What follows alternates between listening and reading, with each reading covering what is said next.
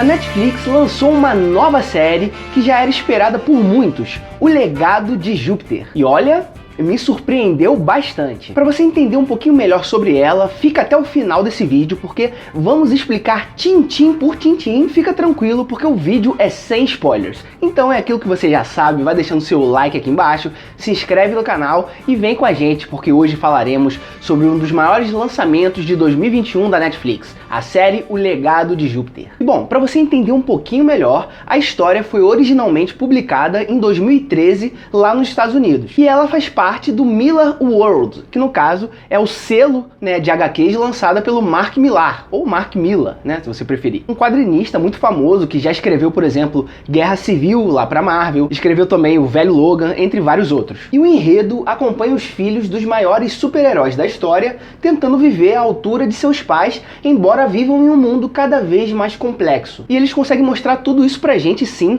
de uma forma bem clara. Mas agora eu vou explicar de fato sobre o que a série fala, assim, de uma forma mais direta, beleza? Bom, depois de quase um século mantendo a humanidade segura, a primeira geração de super-heróis do mundo deve confiar nos seus filhos para continuar o legado. Só que as tensões acabam aumentando à medida que os jovens super-heróis, né, famintos por provar seu valor, lutam para viver de acordo com a lendária reputação pública de seus pais e exigentes padrões pessoais. E olha, de cara já dá para te falar que temos alguns personagens bem marcantes aqui. A começar por ele, né, o Sheldon, conhecido como Shell, ali na série também, e como Utópico, que é o codinome de super-herói. Ele é interpretado pelo ator Josh Duhamel, que já é famoso, né, fez alguns trabalhos aí, mas talvez esse seja o mais importante de todos, porque ele é o protagonista da trama, e é um personagem bem complexo até. Mas nós temos também a personagem Grace, interpretada pela Leslie Bibb, que também fez algumas coisas aí, só que os outros atores, a maioria são bem desconhecidos. E isso é interessante porque a gente acaba conhecendo melhor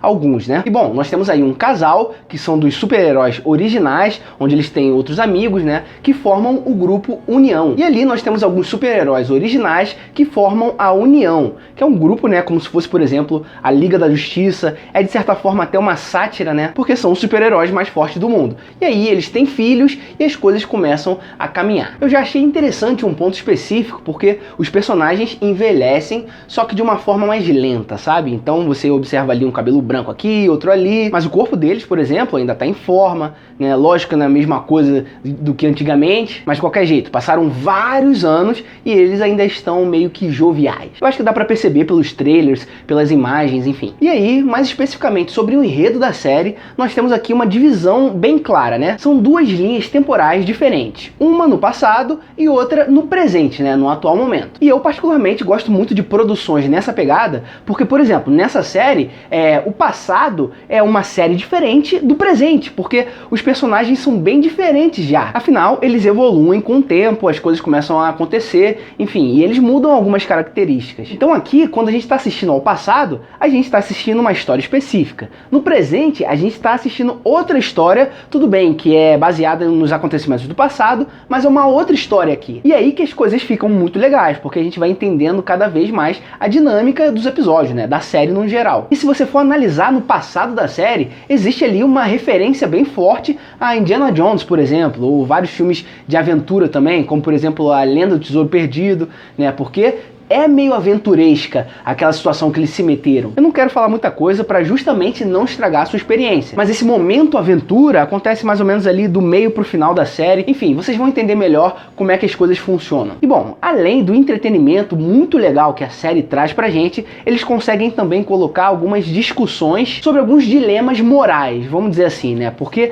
existe um negócio ali na série chamado O Código. E o que consiste o Código? Ali eles têm algumas regrinhas específicas que precisam seguir para manter toda a ordem, já que eles têm esses poderes, né? E com grandes poderes vem uma grande responsa, como vocês já conhecem lá pelo tio Ben de Homem-Aranha. E pô, se você pensar de início, você quer o bem da população. E para você conseguir manter tudo isso, né? Manter toda a ordem, porque novos super-heróis vão surgindo conforme esses têm filhos, você precisa criar algumas regras específicas para não misturar tudo, né? Misturar com política, misturar com outros tipos de poder, porque vocês sabem que o poder corrompe corrompe, principalmente nesses universos de super-heróis. Tudo bem que existe uma analogia ao nosso mundo real em relação a isso, mas enfim, vocês entenderam. E por isso, esse código se torna bem necessário para toda a trama, né, para tudo que envolve os personagens da série. Só que é aí que mora o problema, né, porque o tempo vai passando, o código foi criado lá no final dos anos 20, então já tem muito tempo, e aí alguns começam a sentir que o código tá ficando meio ultrapassado em alguns aspectos. Mas o Utópico bate o pé com ele, ele fala, não, a gente tem que seguir o código sempre,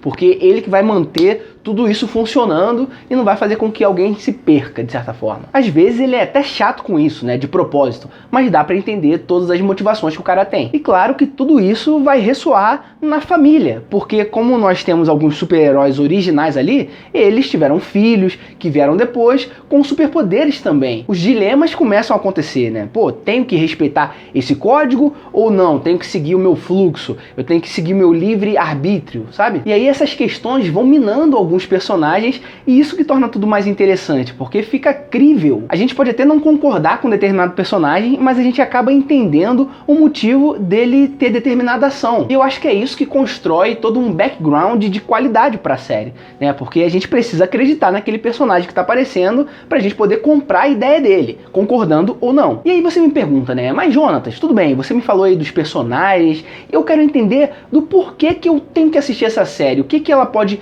me atrair, né? Quais são os elementos que existem ali para que ela chame a minha atenção. Enfim, vou dizer pelo menos aqui a minha experiência, beleza? Bom, não dá para negar que nós temos muita qualidade nos efeitos especiais, muito cuidado com toda a ambientação também que eles criaram, personagens bem complexos, como eu já expliquei aqui para vocês, que são de certa forma, né, uma sátira a super-heróis certinhos, mas que não conseguem manter a pose. Tem a violência que é necessária para esse tipo de série, que não é exacerbada, né? Ela é na medida, e tem vários outros aspectos que vocês vão descobrindo conforme o tempo vai passando, vocês vão assistindo a série. E assim, antes de começar a assistir O Legado de Júpiter, eu tava pensando que ela teria uma certa semelhança com The Boys, né, do Amazon Prime. Até tem uma certa semelhança, só que apenas nas ideias. Porque nós conhecemos The Boys como, né, uma série sanguinária de super-heróis que não são nada supers. Eles são bem vilões, bem malvados, na pura palavra da malvadeza, e ali eles se corrompem completamente. Em O Legado de Júpiter, você tem ali também violência, pode ter algum personagem malvado ou não, não vou dizer nada aqui, mas eles são mais contidos de certa forma. Eu acho que existe até uma certa semelhança com o próprio quadrinho, né, em relação a esses aspectos. Então sim, você pode até associar O Legado de Júpiter como se fosse o The Boys da Netflix, mas existe uma certa originalidade ali também nessa série. E talvez algumas pessoas até comparem, né, uma com a outra, mas eu não sou desses não. Eu só tô citando aqui pra vocês porque é o que eu esperava antes de assistir a série. Agora não, eu entendo toda a lógica que tem por trás da história dos personagens, que é diferente do que a gente tem em The Boys. Enfim, só tô colocando aqui em panos limpos pra vocês. Então sim, pra dar a minha opinião, eu gostei bastante